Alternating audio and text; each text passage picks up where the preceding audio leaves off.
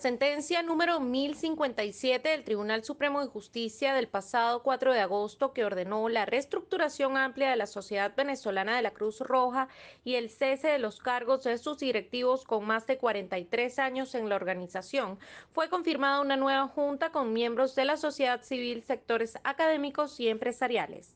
Ricardo Cusano, empresario y expresidente de Fedecámaras, tomó las riendas del organismo, que además contará con la presencia de María Fátima Garcés, vicerrectora académica de la Universidad Central de Venezuela, bioanalista con PhD en bioquímica y doctora en ciencias del Instituto Venezolano de Investigaciones Científicas. Alberto Volmer, presidente de Ron Santa Teresa y fundador del proyecto Alcatraz. La familia Volmer donó en 1938 los terrenos donde fue construida la sede actual de la Cruz Roja Venezolana y ha sido partícipe de distintas iniciativas que han favorecido la organización. Juan Simón Muñoz, médico cirujano egresado de la Universidad Central de Venezuela, especialización en cardiología clínica, director del servicio de hemodinamia del Instituto Médico La Floresta. Rubén Limardo, deportista y medallista olímpico, presidente de la Comisión de Atletas de la Federación Internacional de Esgrima. Joana Pantoja, presidenta del Centro de Estudiantes de la Escuela de Enfermería de la Universidad Central de Venezuela y voluntaria de la Cruz Roja Venezolana. Criswil Fonseca, médico ginecobstetra venezolana, experta en primeros auxilios con experiencia en programas anticonceptivos en comunidades vulnerables. En una nota de prensa, la Cruz Roja Venezolana indicó que esta junta trabajará con los actuales voluntarios y liderazgos activos dentro de la institución. Por otro lado, juristas y defensores de derechos humanos han calificado este proceso de reestructuración como arbitrario y una muestra más de la presunta criminalización del derecho a la asociación que existe en Venezuela, al tomarse una investigación personal para la intervención de una institución. Lo que ha ocurrido con la Cruz Roja es un precedente muy grave, es una manera bastante afinada de intervenir las organizaciones de sociedad civil independientes.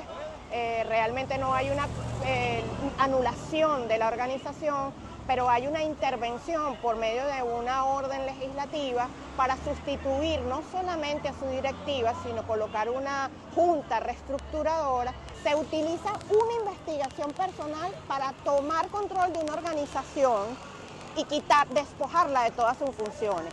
Y además colocar una persona que se dice que es de sociedad civil, que es independiente, pero que sigue siendo una irregularidad y que ahora deja de ser parte de esta sociedad civil para convertirse en una persona que está vinculada al Estado en una irregularidad.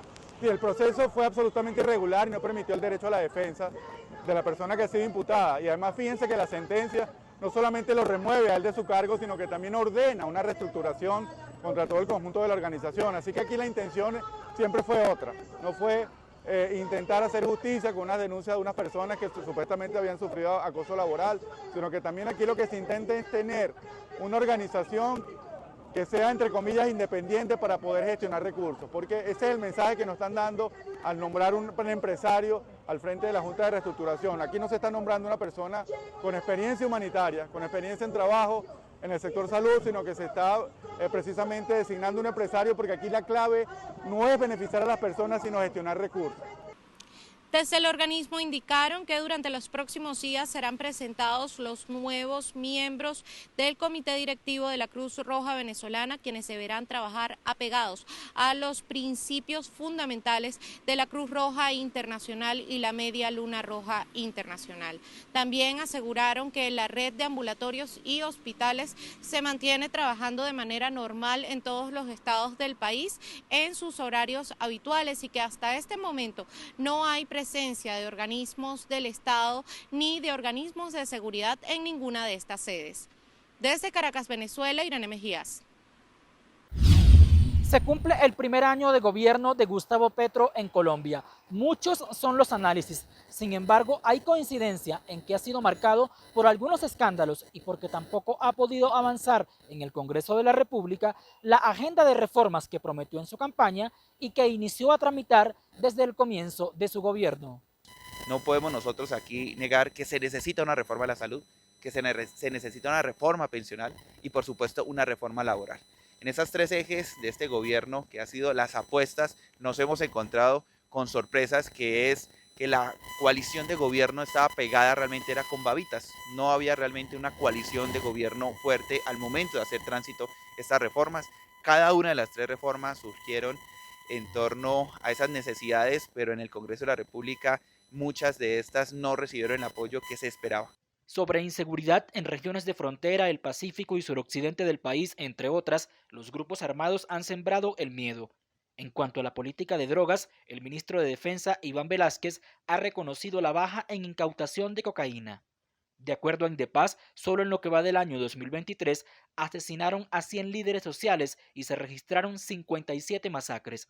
También se denunciaron 119 secuestros con 161 víctimas y el asesinato de 35 militares y policías. En simultáneo, avanza la idea de paz total, pero solo va encaminado el diálogo con el ELN. Con los demás grupos no hay ningún preacuerdo sólido hasta el momento.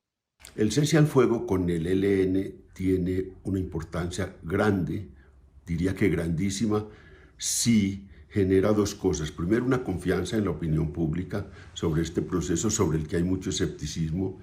Y segundo, si tiene un efecto contagio sobre los otros grupos, sobre el Clan del Golfo, sobre las disidencias, de manera que arranque un proceso que arrastre otros ceses al fuego y que al final de este año tengamos una reducción de las violencias. En economía le ha ido relativamente bien, a excepción de las propuestas para disminuir las actividades del sector de minas e hidrocarburos. Pero más allá de las polémicas, sí ha habido una reducción leve del desempleo y la estabilidad de los mercados sigue, aún más después que las reformas que más generaban ruido no pasaran en el Congreso o bajaran el ritmo de sus trámites. En cuanto al intercambio comercial con Venezuela, suma 143,8 millones de dólares, pero las metas eran más ambiciosas. También suma que se aprobó la reforma tributaria que le permitirá, por medio de impuestos, tener más recursos. Un dato de desempleo para las 13 principales ciudades de apenas 8,8%, siendo el valor más bajo durante este siglo. Un dólar ya estabilizado alrededor de los 4.000 pesos, al tiempo que las tasas de interés de la deuda pública se han estabilizado también alrededor del 10%, cayendo sustancialmente y valorizándose los títulos de deuda pública. La presentación de un presupuesto equilibrado, respetuoso de la regla fiscal, que incrementa la inversión de 69 a 97 billones de pesos como motor de impulso a un crecimiento que supera las expectativas. En lo político, que define todo el conjunto de la agenda gubernamental, al presidente no le ha ido bien. Ha cambiado 11 ministros y hay públicas diferencias a lo interno. El mandatario sí enfrenta los asuntos con discursos, pero sus 5.650 mensajes en Twitter en un año no siempre fueron efectivos e incluso algunos tuvo que borrarlos. Sumado a que no hay coalición, ahora tiene el desafío de las revelaciones de su hijo, Nicolás Petro, sobre la financiación ilícita a su campaña electoral el año pasado. Desde el Congreso de la República le exigimos al presidente Gustavo Petro que le dé la cara a los colombianos y a la comunidad internacional. Le solicitamos a toda la justicia de nuestro país que proceda de manera rápida, que investiguen la campaña del presidente Gustavo Petro. Además, exijo la renuncia inmediata del presidente de Ecopetrol, que fue el gerente de la campaña de Gustavo Petro. El desafío para los siguientes meses es poder lograr consolidar la coalición de gobierno en el Congreso de la República para que puedan avanzar sus iniciativas. En Bogotá, Miguel Cardosa, BPI TV.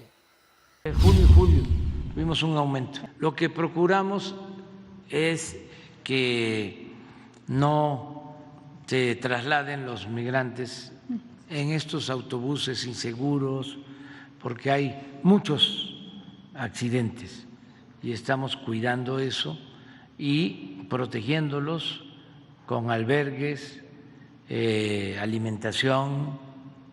Ahora que venga la secretaria de Relaciones les va a informar. Sí, hoy vimos que hay un repunte del flujo migratorio. El gobernante mexicano respondió a cuestionamientos sobre los crecientes casos de migrantes abandonados en autobuses, pues tan solo en lo que va de este mes se han reportado más de 150 extranjeros desamparados. López Obrador señaló que están trabajando en atender este tipo de casos, aunque dijo que será Alicia Bárcena, la secretaria de Relaciones Exteriores, quien dé más detalles sobre estas acciones. No obstante, de acuerdo con datos presentados por el presidente obtenidos de la Oficina de Aduanas y Protección Fronteriza de Estados Unidos, tan solo entre junio y julio aumentó en 26% la migración irregular. Las cifras presentadas por el presidente también revelaron un aumento de 45% en la migración irregular de menores no acompañados entre junio y julio, además de una ligera tendencia al alza de los flujos migratorios de personas mexicanas.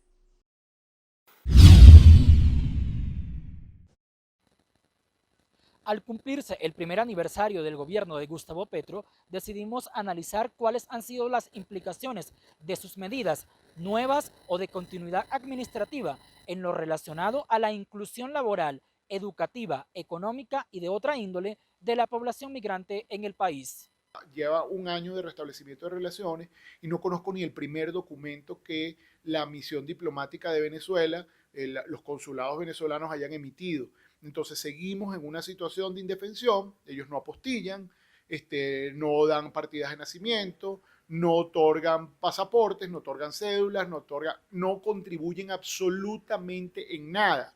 En cuanto a la regularización, el proceso se ha continuado, pero siguen presentándose falencias significativas. El PPT en papel es un extraordinario mecanismo de regularización. Yo creo que no tiene precedentes.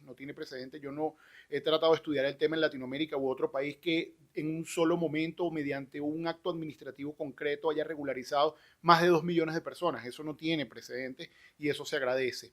Pero la socialización del documento derivado del mecanismo, que es ese permiso de protección temporal, aún tiene poca socialización dentro de las instituciones.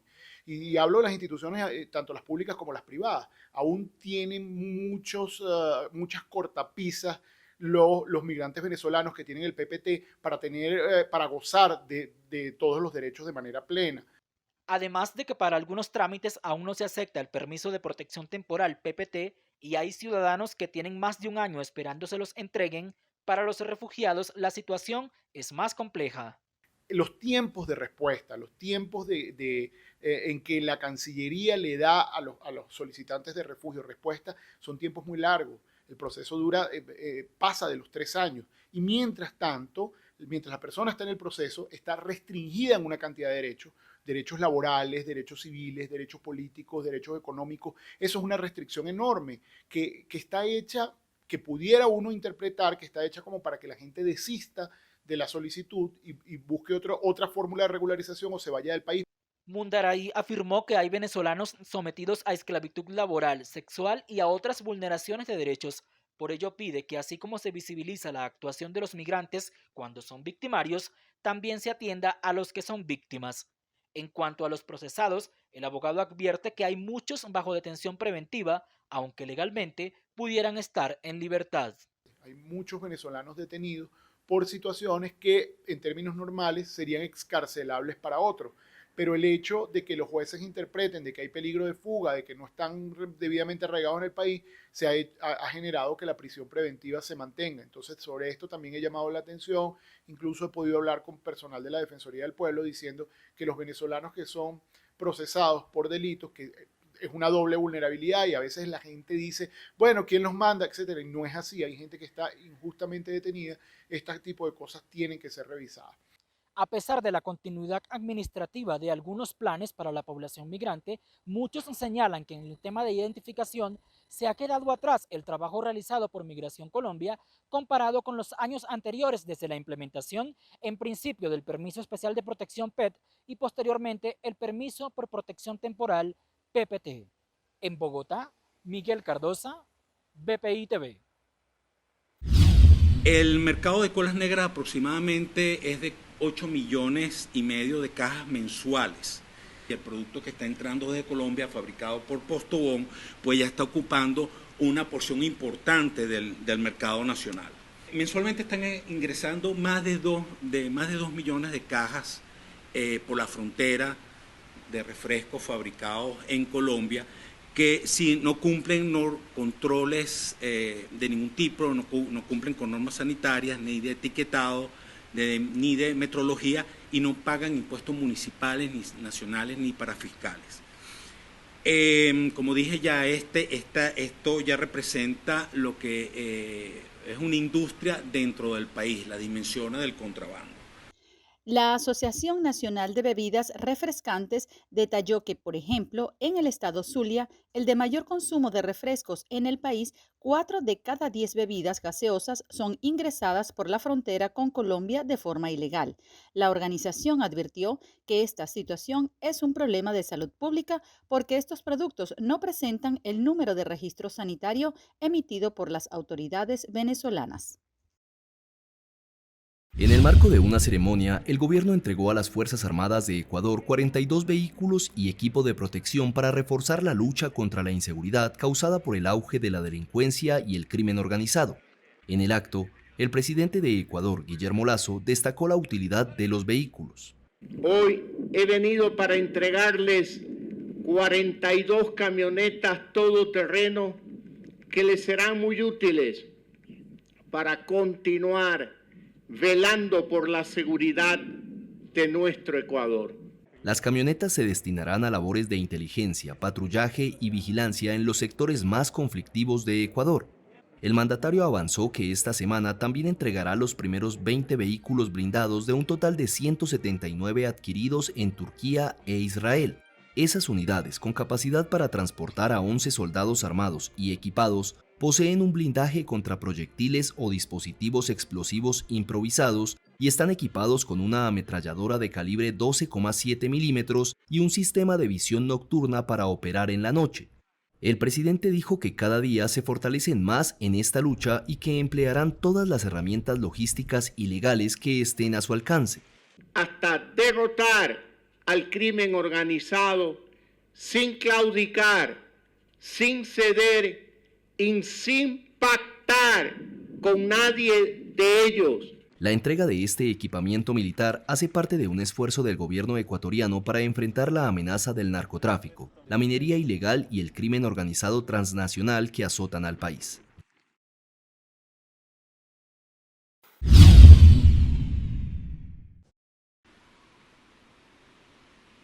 El venezolano pasó de consumir unos 25 kilogramos per cápita de carne anuales en 2010 a unos 9 kilogramos de carne en promedio en este 2023. Así lo informó Saúl Elías López, presidente de la Sociedad Venezolana de Ingenieros Agrónomos y Afines, este miércoles. Según el balance del organismo, prevalecen los niveles de inseguridad alimentaria y subalimentación en el país, en parte por el bajo poder adquisitivo de la población. Hemos disminuido esa cantidad de personas que estaban con estos niveles de inseguridad alimentaria. En carne se habla que tuvimos un mínimo de 6 kilos per cápita anual, lógico per cápita, y pudiéramos estar rondando los 8.5 kilos, 9 kilos persona.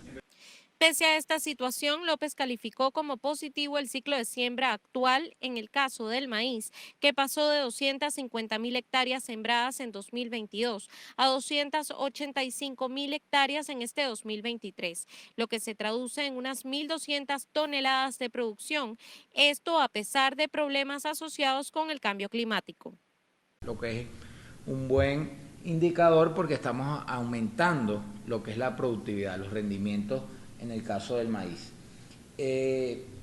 Hubo diversos problemas, sobre todo aducibles al tema del cambio climático y al fenómeno, en este caso de la Niña, que duró más de lo que se estimaba, con una afectación sobre todo en lo que fue el inicio del ciclo de siembra del maíz.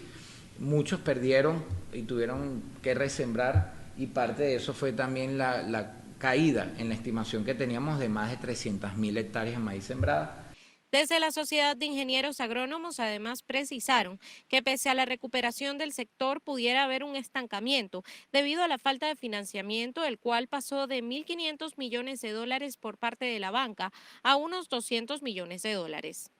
El balance es positivo al final en varios rubros, ahí donde hay menos intervención, donde el Estado apoya y no controla, y se permite, bueno, que haya una dinámica de lo que es que cómo se genera un precio, como debe ser por oferta y demanda, etcétera, mejoran la situación. Donde hay más controles, donde hay discrecionalidad en decir, bueno, estos son los únicos que pueden exportar en esta cadena, ahí se complica, no hay crecimiento. Evidentemente, es positivo, pero estamos en un proceso de recuperación, pero que pudiera llegar a un estancamiento muy pronto, porque es que no hay financiamiento. Desde el organismo exigieron al Ministerio de Agricultura la publicación de información para orientar a los productores sobre los distintos rubros que deben sembrar en las diferentes épocas del año. Además, el cese de la discrecionalidad en cuanto al tema de los créditos y las licencias de exportación. Desde Caracas, Venezuela, Irene Mejías. Dirigentes del Magisterio del sector salud y pensionados afirman que el sueldo mínimo no les alcanza para cubrir sus necesidades básicas. El Ministerio de Educación tiene en sus manos la paz educativa. ¿Qué quiero decir con eso? Que si no llaman a las organizaciones sindicales, se sientan con ellas para discutir la contratación colectiva, porque no es únicamente la contratación colectiva, es también el 280% que le deben a los educadores del contrato anterior, ¿verdad? Que nos deben. ¿Qué pasó con ese dinero? Porque ese dinero estaba ahí cuando se firmó el contrato colectivo. Estamos en un proceso vacacional, y lo quiero decir, un proceso vacacional, donde hoy ningún educador puede salir con su núcleo familiar, ni siquiera a una plaza, tomarse un helado con su núcleo familiar. Porque lo que recibimos el año pasado como bono vacacional, cuando el dólar estaba en 4.80, hoy estamos recibiendo el dólar, creo que en 31 bolívares. Eso se convirtió en pan y agua. Hoy es una devaluación de casi un 400% de ese bono vacacional. Apenas alcanza, en el caso mío, para comprar los medicamentos. Asimismo, los trabajadores públicos exigieron justicia para los 6 sindicalistas condenados a 16 años. Sean dirigentes o no sindicales, como dice el fiscal. Bueno, simplemente un ciudadano no merece que agarren y lo sentencien de esa manera, porque eso es un mensaje para la dirigencia sindical y para el que protesta. Es decir, ¿quieren amedrentar a la gente? Esa es la pregunta que todos hacemos. Bueno, aquí hay muchos que siguen en la calle, que están dispuestos a mucho, que están dispuestos a todo. Yo, por ejemplo, pueden hacer lo que quieran, pueden mandarme SEBIN, pueden hacer lo que quieran, nosotros vamos a persistir, vamos a insistir porque tenemos la razón. Por otro lado, los adultos mayores en Caracas reclamaron un presunto aumento arbitrario del pasaje urbano. Aparte de las pensiones de hambre, la violación al derecho de la salud, también tenemos la violación a los derechos públicos. Eso lo queremos decir así, por la calle del medio y a nuestros hermanos. Oye, no puede ser, y ya para finalizar, en la camioneta que yo me monté ayer habíamos como 30 personas, hermano.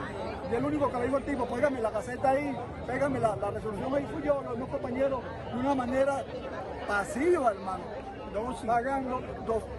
Hermano, tenemos que despertar, hermano. Tenemos que reclamar de paso que no le están pidiendo que nos regale nada, sino que cumpla con lo que está establecido en la Constitución. Continúa la tensión política en el país después de las denuncias de que la guerrilla del ELN prepara un atentado terrorista contra el fiscal general de la Nación, Francisco Barbosa. Desde la oposición en el Congreso rechazan esta posibilidad y exigen una investigación. En el vecino país de Venezuela se llevaron a cabo reuniones que tienen que ver con la posible preparación y ejecución del atentado contra el fiscal general de la Nación, que de acuerdo a la información fragmentaria que tiene cada una de las fuentes, alias el Rolo, quien es el que está coordinando toda la actividad, junto con varias personas de su círculo para realizar esta actividad movieron fuertes sumas de dinero, las que ascienden aproximadamente a 3.000 millones de pesos. Ante la gravedad de la información que se tiene, el ministro de Defensa, Iván Velásquez, se reunió con el fiscal general Francisco Barbosa después de haber recibido instrucciones vía virtual del presidente Gustavo Petro, quien se encuentra en Brasil. Nos hemos reunido con el señor ministro de Defensa, con la cúpula militar, con la señora vicefiscal, en donde se les explicó cada una de las informaciones que hemos venido teniendo en la Fiscalía General de la Nación sobre un posible atentado en mi contra. Agradezco la solidaridad del Gobierno Nacional frente a estos hechos y lo que se ha establecido hoy es un capítulo también muy importante de diálogo institucional. Hemos convenido en el seguimiento, la investigación que ha iniciado la Fiscalía General de la Nación, pero la verificación respecto de las fuentes. Debido a los señalamientos a miembros del ELN en el plan criminal, el grupo armado pidió una reunión con el mecanismo de monitoreo y verificación del proceso de diálogo para aclarar la situación, porque niegan estar detrás del hecho. Y en referencia a las conversaciones con la guerrilla, el ministro Velásquez se refirió a otra de las posibilidades del por qué pudieran querer atacar al fiscal general. Como puede ser otra de las hipótesis de enemigos del proceso de paz que se adelanta con el Ejército de Liberación Nacional para tratar de torpedearlo. Pensamos que con toda prudencia, pero con absoluta responsabilidad, tenemos que valorar toda esta información. Debido a que la información sobre el plan de un posible atentado contra el fiscal general llegó desde hace 30 días, las autoridades reforzaron la seguridad del funcionario. En Bogotá, Miguel Cardosa, BPI TV.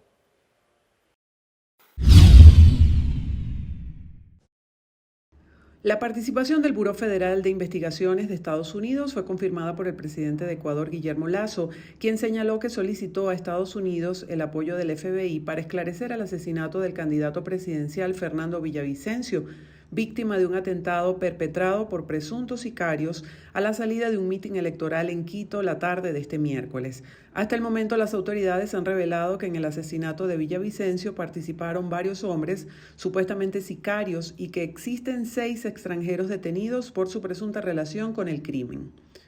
Uno de los presuntos autores falleció luego de quedar herido en el intercambio de disparos que los atacantes sostuvieron con el personal de seguridad que resguardaba al candidato.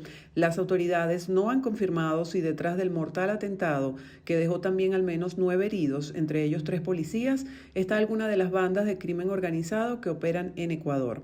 El cuerpo del candidato a la presidencia de Ecuador fue trasladado de la morgue, donde se le realizó la autopsia, y luego fue trasladado a una funeraria donde será velado.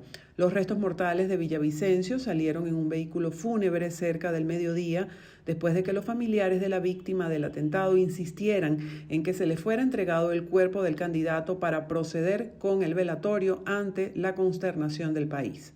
El gobierno declaró 3 días de luto nacional y un estado de excepción por 60 días para el despliegue de militares en todo el país, una medida ya tomada en otras ocasiones ante repuntes de criminalidad asociada a estas bandas, especialmente en la zona costera del país. Villavicencio era uno de los 8 candidatos presidenciales inscritos en estas elecciones extraordinarias convocadas para el próximo 20 de agosto, luego de que Lasso decretase la muerte cruzada en un mecanismo constitucional con el que disolvió la Asamblea Nacional de mayoría opositora cuando se disponía a votar su destitución. El dirigente estudiantil Jesús Mendoza exigió este jueves al nuevo Consejo Nacional Electoral que resulte designado por la Asamblea Nacional que entre sus primeras acciones se encuentre la parroquialización de los centros de inscripción y actualización de datos para los comicios de 2024. Es indispensable que la primera acción que tome el Consejo Nacional Electoral, la directiva del Consejo Nacional Electoral, que próximamente será juramentada, que es que se dé la parroquialización del registro electoral, que le facilite a los venezolanos inscribirse en el registro electoral, que podamos tener un punto del registro electoral en el metro, en espacios culturales, deportivos, que podamos tener un punto de registro electoral en todas las parroquias de Venezuela, para poder facilitar la participación de los venezolanos en los próximos comicios electorales. Durante el pronunciamiento a las puertas de la sede del organismo en Plaza Venezuela, Mendoza destacó que los nuevos rectores deberán establecer un diálogo amplio con todos los sectores políticos del país para garantizar la mayor transparencia en los venideros procesos electorales. Tiene que ser un poder electoral que sea, que como su nombre nos dice, que sea árbitro, que sea un poder electoral que tenga modificaciones en el tema electoral, que pueda escuchar todas las partes, que sea realmente neutral, que sea un componente realmente que escuche a todos los actores políticos y que haga las modificaciones necesarias para que se den los procesos electorales transparentes. Asimismo, el dirigente abogó por que los nuevos miembros del Consejo Nacional Electoral sean garantes de la presencia de delegaciones de observación internacional y la revisión del registro de electores. Saludos, Manuel. Efectivamente, una mujer dio a luz en la entrada del principal hospital de la capital del estado Guárico. Esto ocurrió el pasado martes, sin embargo, el día de ayer se hizo viral a través de las redes sociales. El gremio de la salud manifestó su preocupación debido a las carencias que existen en este sector, como por ejemplo la falta de camillas, así como también el funcionamiento de los ascensores. Todo esto debido a que la mujer tuvo que ser trasladada por las escaleras en los hombros de varios hombres que se encontraban en este principal centro asistencial. El Colegio de Profesionales de Enfermería ha venido denunciando de forma reiterada durante todos estos años las condiciones en las que se encuentran toda la estructura hospitalaria del sistema de salud del estado Guárico, especialmente el Hospital Israel Ranúrez Balsa, que es un hospital piloto de referencia del estado Guárico. Allí el Hospital Israel Ranúrez Balsa, por supuesto, no cuenta con los insumos y materiales necesarios que permitan la atención adecuada a todos los usuarios que acuden a este tan importante centro hospitalario. Podemos denotar aquí, por supuesto, camillas que no tienen los colchones adecuados, las colchonetas adecuadas para el traslado de los pacientes, asimismo sillas de ruedas. El ascensor del Hospital Israel Ranúrez Balsa, que tiene 3 ascensores, solamente está funcionando uno a medias. Por allí bajan residuos y desechos de las diferentes unidades de atención y por allí mismo suben y bajan pacientes. El ascensor del hospital es vital para lo que es el traslado de pacientes a las diferentes unidades de atención. Si el ascensor no está operativo, el personal de seguridad y el personal de camilleros tiene que cargar en sus espaldas a los diferentes pacientes que van a las diferentes unidades de emergencia. La mujer protagonista de este hecho fue identificada como Lulis Martínez, proveniente del caserío Canuto, una zona rural del estado Guárico. Ella dio a luz 2 gemelas, quienes se encuentran en buen estado de salud. El gobernador del estado publicó a través de sus redes sociales un video donde se observa que esta mujer también se encuentra estable. El gremio de la salud exigió a las autoridades solución de fondo a la grave situación que existe en el sistema hospitalario. En Guárico, Venezuela, Jorge González.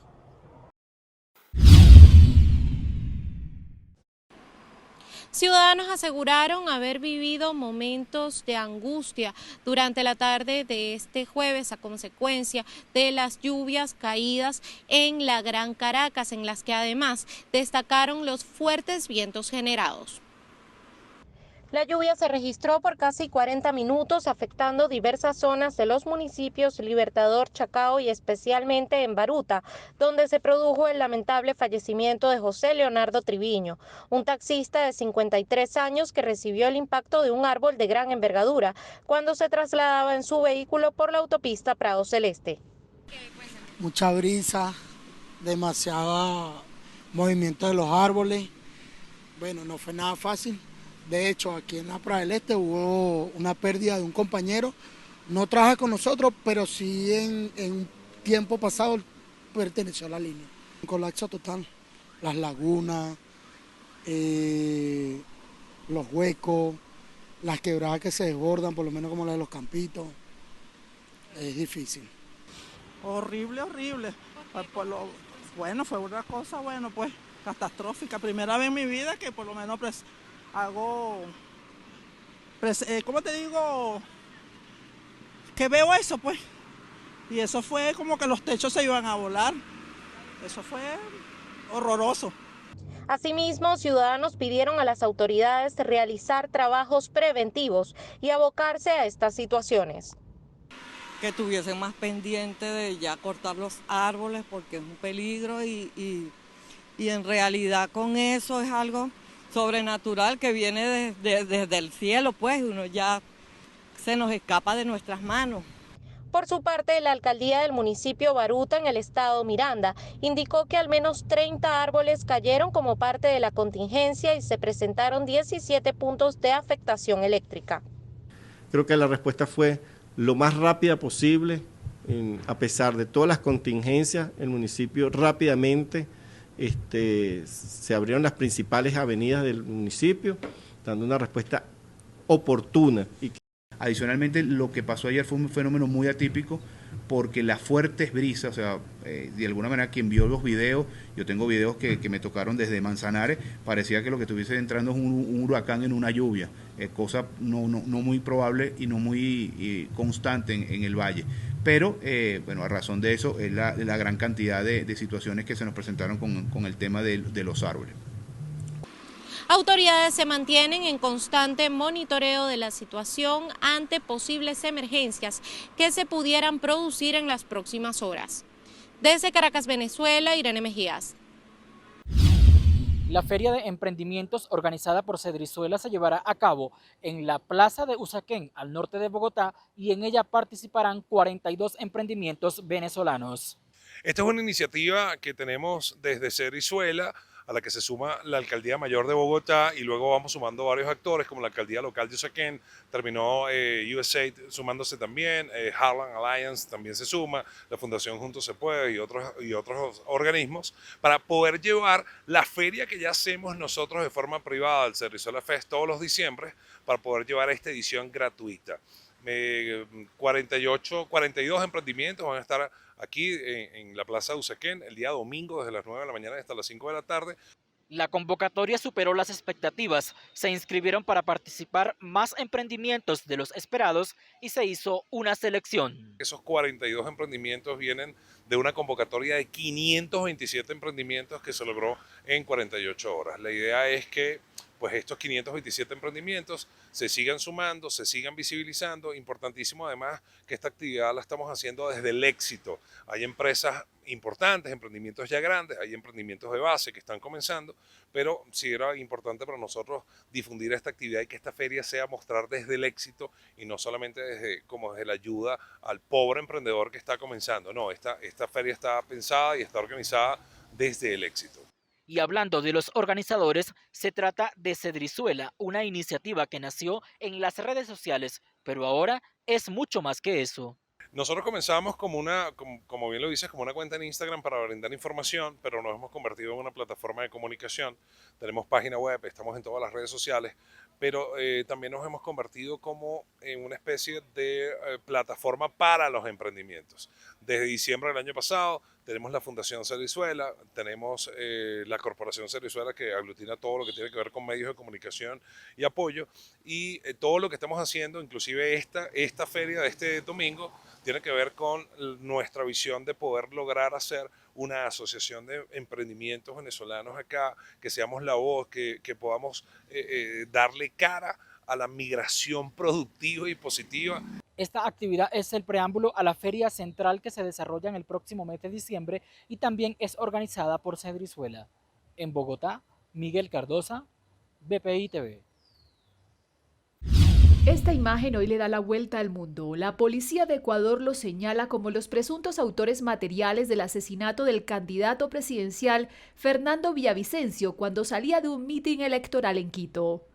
Según señalaron fuentes policiales AF, tanto los 6 detenidos hasta el momento por su presunta vinculación con el crimen, como el sospechoso que murió supuestamente tras el cruce de disparos mantenido con el personal que resguardaba a Villavicencio, tienen nacionalidad colombiana.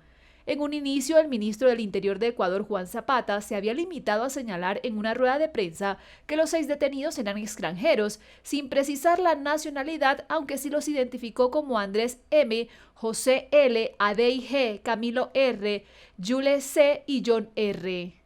Las detenciones de este grupo, identificado por la policía como de nacionalidad colombiana, se dieron durante la noche del mismo miércoles en una serie de allanamientos realizados en viviendas de 2 barrios de la capital ecuatoriana. Y a última hora del jueves, un juez ordenó el ingreso en prisión provisional de los 6 sospechosos. Mientras se realizaban las detenciones, en las redes sociales se hacía viral un video de origen desconocido, donde aparecía un numeroso grupo de hombres encapuchados y fuertemente armados que se autodeclaraban miembros de la banda criminal Los Lobos y que se atribuían el asesinato de Villavicencio y amenazaban a otro candidato, Jan Topic.